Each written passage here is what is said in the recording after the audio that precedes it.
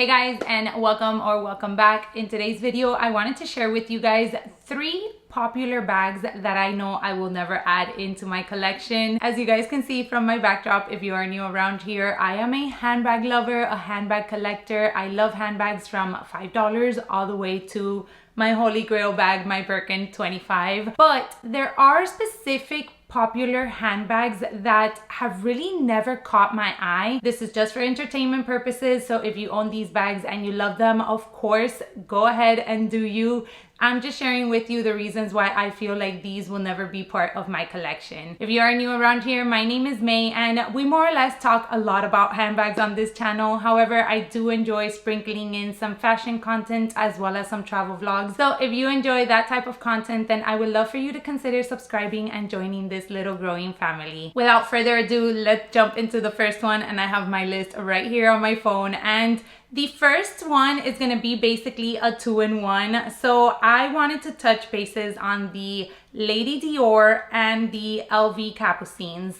Now, I have heard that the Lady Dior can be a little bit fussy, and I totally see this. I have gone into the boutique and actually tried it on, and that flap that it has in the center, which is so iconic to the handbag itself, is just so annoying in my opinion. I want to have bags that are comfortable to use. Don't get me wrong, I could have, like, let's say a little tiny mini bag like my WOULDN Micro, which is just a statement piece. However, this bag in the boutique already is a pricey bag in my opinion. I mean, once you're getting into the 5, 6, 7,000s, depending on the embroidery, depending on the leather, depending on the size, I feel like that's a very expensive bag. So if I'm spending that kind of money, I want to make sure that the bag really checks off all the boxes for me. And unfortunately, the Lady Dior just has too many boxes unchecked in my personal opinion. Not only is that flap, I really do consider it's a little bit annoying. It takes away from the capacity of the bag. I know that a lot of people don't like an open bag, like they actually prefer that the bag has some sort of closure to it. But in my opinion, for the size that it is, I would probably go for, I believe it's the small size. I feel like for that size, we could risk it and just have an open compartment. I don't think it's a bag that it's like a casual style bag. I feel like the Lady Dior deserves that like elegance to her. So it would be a bag that I personally would consider wearing more like for either a nice dressy kind of brunch or taking it into date nights. And for me, just a couple of things that I would carry inside wouldn't bother me if the bag was fully open. Next up on the Lady Dior that definitely seems to be super annoying is the fact that if I did, which I wouldn't, but if I did want to use it as a crossbody, the top handle straps just flap over so awkwardly. I really do wish that over the years they would have already realized that we want those little top handles to literally just fall flat on the bag.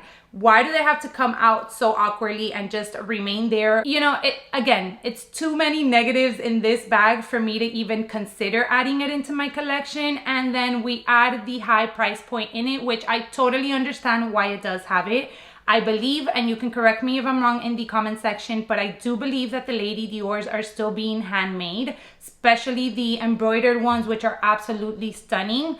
But for me, just that one, not gonna make it into this collection. Getting into the Louis Vuitton Capucines, it's more or less within the same bucket as to the flap kind of closure that it does have. It is one of those that I just feel like for the uncomfortableness that I'm going to have to go through in order to carry that bag, it just doesn't make sense. All right, now let's get into the brand of brands, or so it seems to be out there, and that is going to be Chanel. I have gotten questions from time to time of some of you asking me why I don't own any Chanel, or if I ever will consider adding Chanel, or do I consider this bag, do I consider that bag? And to be honest with you, I can't think of a time where I was like, I can't wait to add that Chanel piece into my collection. Like, that happened to me. It actually might still happen to me with Louis Vuitton. I've mentioned to you guys a little bit on Instagram how I would love for them to come out with the Speedy 20 in the Damier Azur. I think that's gonna be such a cute little handheld moment, but anyways, I get carried away. So it happens to me with Louis Vuitton. It happens to me with YSL, Celine, Hermes. So I still have those brands that really kind of like still grab my attention, and there's still handbags from those brands that I would potentially like to add into my collection. Chanel, unfortunately, was never one of those. So let's get into the infamous classic flap, and none of them, I mean, absolutely no size would I ever consider adding into my collection. Let me rephrase. Not that I would never consider adding, because I do think that the medium flap, I think that's the one, I think that's like the most popular one, could potentially be a really nice, elegant night bag. However, for my personal style at the moment, I am a top handle girly through and through. It just doesn't check off all the boxes. So I rarely use shoulder bags, and I feel like that bag deserves its shoulder moment, as the fact that you can double up the strap. I think it looks really cute when I see other people wear it with their style. However, for me, it doesn't go. I can't see it. I can't really like see it making sense in my personal style.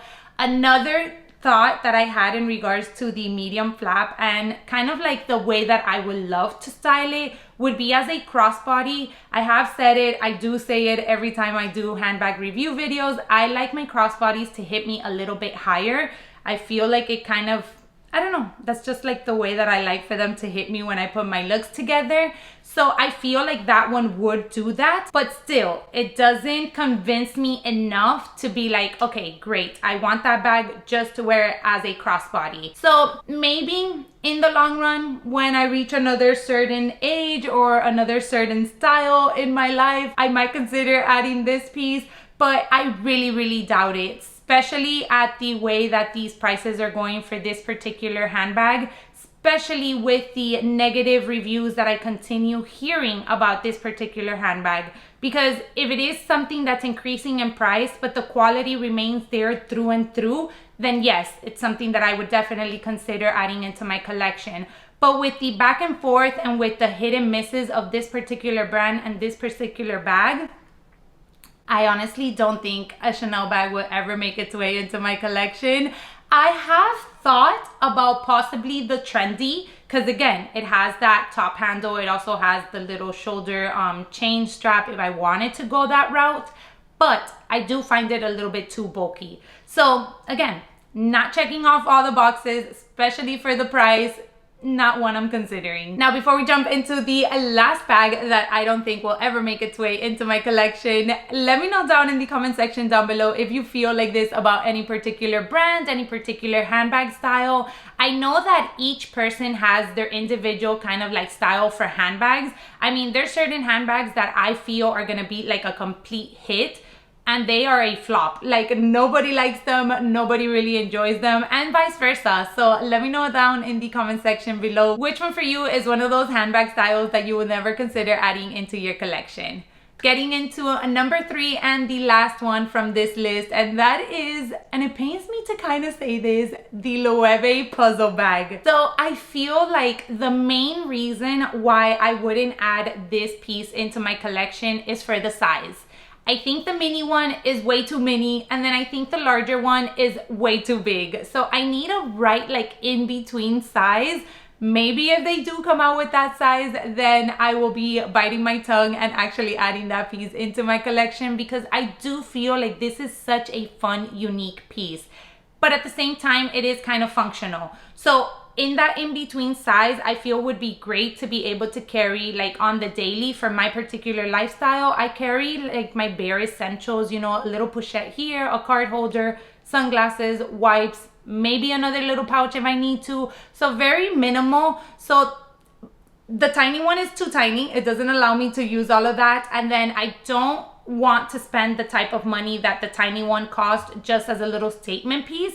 And then I would consider the larger one, but again, it's too large for my particular lifestyle at the moment.